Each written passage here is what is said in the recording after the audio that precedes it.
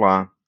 Bom, dando continuidade aqui, né, sobre as explicações, né, sobre pressões negativas para o pilar ar, né, a gente viu que tão importante quanto ter uma boa vazão de ar, né, e mais a vazão de ar na quantidade certa, é fundamental que esse ar ele circule por pontos específicos onde a gente precisa ter dentro do secador, tá? Por onde ele entrar e por onde caminhar. E aqui a gente, né, viu, né, que, de fato, né, como que a gente mensura isso? São através das medições de pressões negativas dentro de um secador. E, claro, né, como que você consegue visualizar isso, né, dentro de um processo de secagem, a gente vai explorar agora mais na frente nesse vídeo, é o objetivo, mas antes é fundamental que você entenda, né, o conceito, né, de pressão negativa e como isso se correlaciona, tá bem?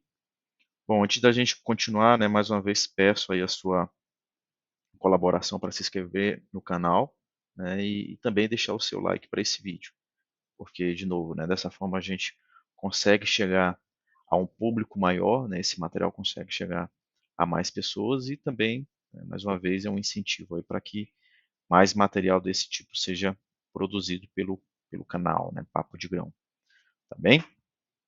Bom, continuando aqui sobre distribuição das pressões negativas, a gente falou que usando um exemplo, né, de um copo cheio de suco, por exemplo, né, a gente com um canudo, dentro de um canudo, né, um sistema fechado por onde esse fluido vai andar, a gente tem ali que em P0 é o ponto onde você tem ali a sucção sendo gerada, né, e P1 é o outro extremo, é por onde o fluido está entrando, né. Então o fluido vai andar de P1 para P0, né. Então em P0, né, a minha pressão negativa gerada, a depressão que eu gerei, ela é maior do que em P1, porque lembrando que o que a gente falou, né, quanto mais distante eu vou ficando do ponto da geração do vácuo, né, do ponto da geração da sucção, mais perdendo força de sucção eu vou tendo, né. Então P0, por ser perto já, né, do ponto de sucção, ele tem um poder de sucção muito maior do que P1, né. Já na situação 2, a gente viu aqui que se eu coloco um furo intermediário, né, eu vou ter esse furo intermediário mais perto do poder do ponto de sucção do que P1, né? Então esse furo, né, P2 que a gente chamou, ele tem uma depressão maior do que em P1, né? Pelo fato dele estar aberto, ele também vai ser um ponto de entrada de fluido, né? Nesse caso aqui de ar. Então você está tendo uma entrada de ar falso por aqui. E como você manteve o mesmo poder de sucção, né, você não alterou, o que, que vai acontecer? A vazão que tá vindo agora por P1, né, lá embaixo, né, no fluido, é uma vazão menor do que a vazão que eu tenho por P1 na situação 1. Tá? Já que agora na situação 2, eu tenho a vazão sendo distribuída tanto por P1, né, como por P2, já que eu estou tendo essa entrada de ar falso, certo? Numa situação 3, né, o que que aconteceu? Né? Eu fiz uma artimanha, né, montei vários canudos, para que a partir do furo que eu tinha em P2, eu conseguisse puxar fluido, um suco, né, de um outro recipiente, né, de um outro copo, que aí na extremidade do outro copo eu chamei de P3, certo? E aí a gente viu que, de novo, P0 ainda continua sendo o ponto de maior sucção, né?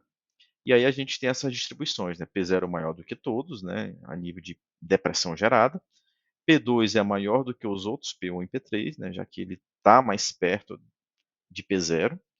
E P1 é maior do que P3 pelo fato de estar mais perto, né, de P0 do que P3. Né? Então, quanto mais distante eu vou ficando, mais perda, né, do poder de sucção eu vou tendo, certo? E aí com isso, claro, né, você tem esses efeitos nas depressões, e esses efeitos vão ser refletidos também na vazão que passa por cada um deles, tá bem?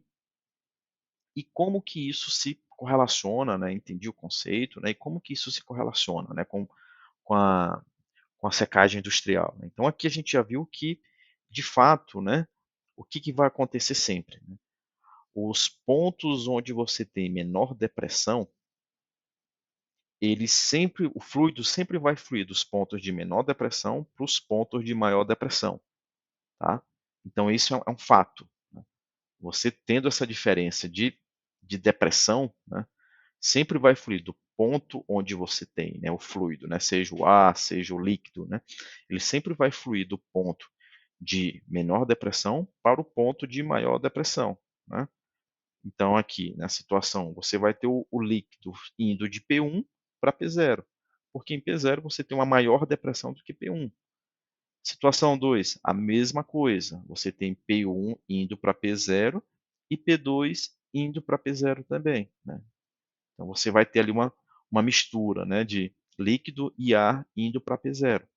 Na situação 3, a mesma coisa. Tanto o fluido que vai através de P3 quanto o fluido que vai através de P1, eles todos vão em direção ao ponto que tem maior depressão, que no caso é P0, né, que é onde está sendo gerada a sucção, né, que é a boca da pessoa que está fazendo a sucção. Tá? E claro, né, o fato desse arranjo, né, de P1 estar mais perto de P0 do que P3 faz com que o ar tenha mais ar indo através de P1 do que por P3. Tá bom? Então essa é uma regra. Sempre vai fluir o líquido, né, o ar, né, o fluido, do ponto de menor depressão para o ponto de maior depressão.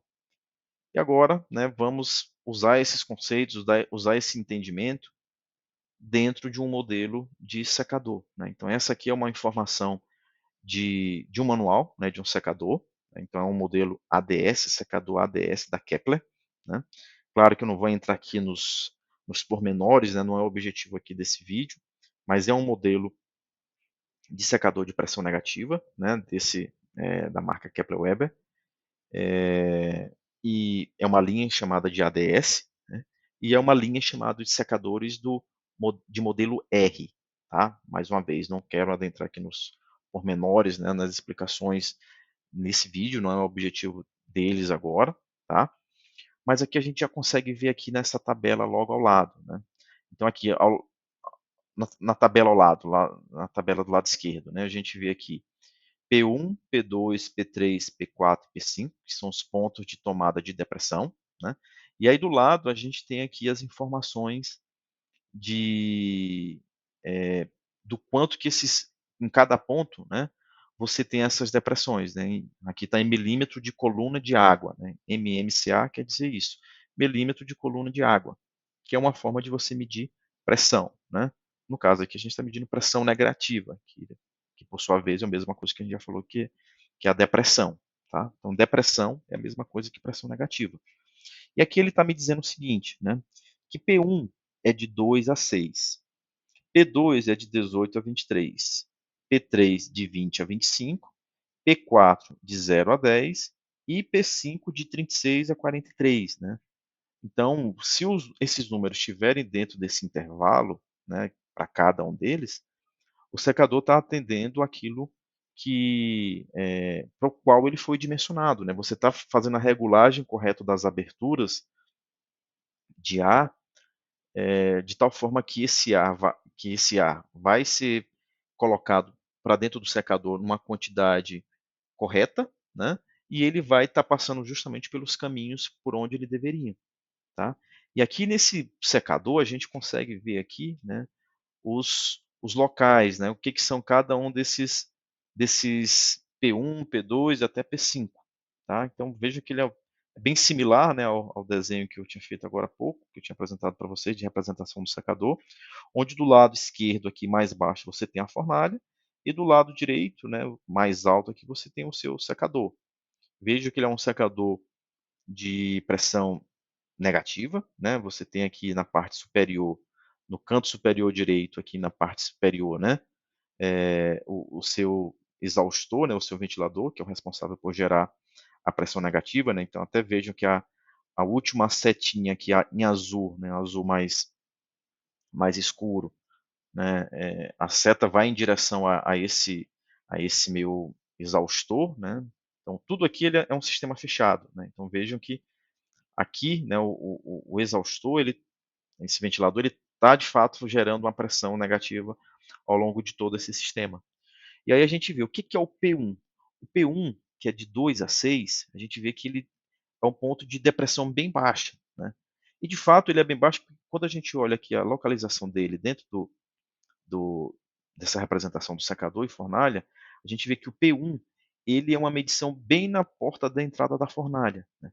Então a gente vê que ele está bem distante aqui do nosso secador, né? Do ponto de sucção. Então o nosso P0, né, no exemplo anterior, né, que o P0 é o que? A representação da boca de uma pessoa sugando o canudo. Num secador, né, é o ventilador. Então a boca está para o canudo, assim como o ventilador está para o secador de pressão negativa. É ele que é o responsável em gerar a sucção, tá? Então aqui o nosso P0, né, é justamente aqui o ventilador. Então como o P1, que é aqui bem na entrada, né, bem nesse extremo esquerdo, né, nessa extrema esquerda aqui na portinha de abertura da fornalha, a gente tem uma depressão bem baixa, né? Então, mas ainda assim há uma depressão, ela não é zero. Você tem uma depressão acontecendo. E é fundamental que ela não seja zero, porque aqui também tem uma circulação de ar, né? Então, esse secador ele precisa ter esse nível de circulação de 2 a 6 de depressão, né? Porque se você está tendo depressão, quer dizer que está circulando ar, né? O ar está sendo sugado, certo? O que quer dizer depressão zero, né? Quer dizer que não está sendo sugado, né? Não está gerando uma circulação de ar, não está gerando vácuo naquele ponto, tá? P2, quando a gente vê, ele já é aqui no final da fornalha, né? Então ele já é na linha divisória entre a fornalha e a parte mais alta aqui, né? Já a estrutura metálica do secador. É onde a gente tem essa primeira setinha aqui vermelha, né? Onde a gente tem o ar quente, certo? Então vejam que P2 ele já está com uma depressão maior, né? Ele é de 18 a 23, certo? Então ele já tem aqui uma, uma depressão maior, certo?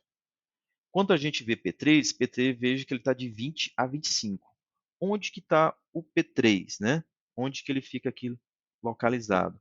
O P3 é um ponto um pouco mais acima, né? Então ele já é um ponto aqui que ele já está ficando mais perto do, do nosso sistema, né, de sucção, né? Então por isso que ele se comporta de 20 a 25, né? Ele já fica aqui próximo aqui à mesa de descarga, certo? Já o P4, a gente vê que, opa, o P4 está de 0 a 10, né? O que quer dizer nesse 0 a 10? O P4 ele está localizado ao lado da mesa de descarga, né? Só que vejam que aqui tem ele está vindo aqui, o P4, logo acima aqui dessa primeira setinha em laranja, onde a gente tem chamado de ar ambiente, né? Por que ele é o ar ambiente? Aqui é como se ele fosse um ar falso, tá? Então eu estou fazendo uma sucção aqui, o P4, é o ar ambiente que eu preciso ter, né?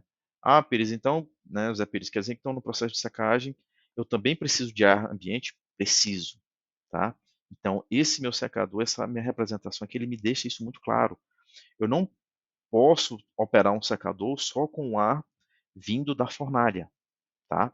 Não gera a vazão necessária para você secar o seu grão, a sua massa de grãos, né? Então aqui de fato a gente precisa ter essa abertura nesse modelo de secador, dessa pequena abertura aqui por onde vai ter esse ar ambiente fluindo. Então por isso que ele é de 0 a 10, tá? Então o ar vem do ambiente e passa por aqui. E o P5, né? O P5 ele é de 36 a 43. O que é o P5? O P5 ele está em toda essa região aqui depois da coluna de grãos, né? A coluna de grãos é onde a gente tem esse gradiente aqui, né, de cores, né? Onde a gente vê aqui 110 graus, 20 graus, né? Então toda essa região aqui está toda preenchida de grãos. E essa região aqui à direita, né, que é onde a gente não tem qualquer interferência até chegar ao ventilador, a gente fica com essa região aqui toda com essa pressão de 36 a 43, que é a região onde a gente tem menor interferência, né, para a sucção. É como se fosse ali o mais próximo possível de P0, tá? Então todo o ar, né, ele vai ser direcionado para essa região aqui do lado direito, tá bom?